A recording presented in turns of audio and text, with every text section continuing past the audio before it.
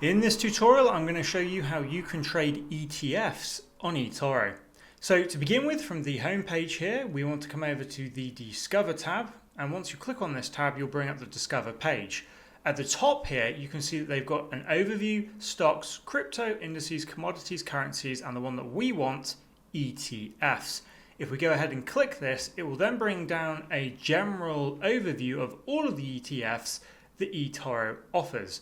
We do have an option here to filter them by different formats. So for example here, I can change the asset class, I can change the dividend yield, and I can also apply additional features over here on the right.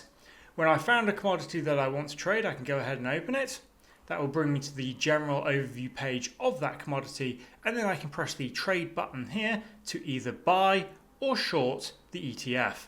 In this case, I want to buy, so I'm going to set, say for example, a buy of $5,000 US using my trial account.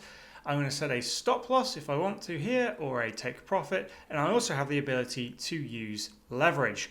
Once I've set my trade up and I'm happy with that, I can go ahead here and also choose to either limit order or just place a regular market order. Limiting order obviously will be if you think it's going to drop in value in the interim. I can say, okay, well, I want this to actually be more like $55 before I buy it.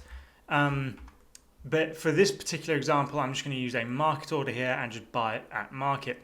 So we can go ahead and press buy, and then you can see here at the bottom that it says order received, buy this at market. And if I want, I can go over to my portfolio on the left here, and we can see that there is a pending open for this ETF when the market opens. I'm currently recording this tutorial at the weekend, so I currently can't buy this until the market opens, but once the market does open, it will go ahead and execute this.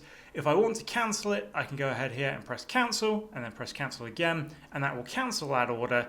And that is how you can buy ETFs on eToro.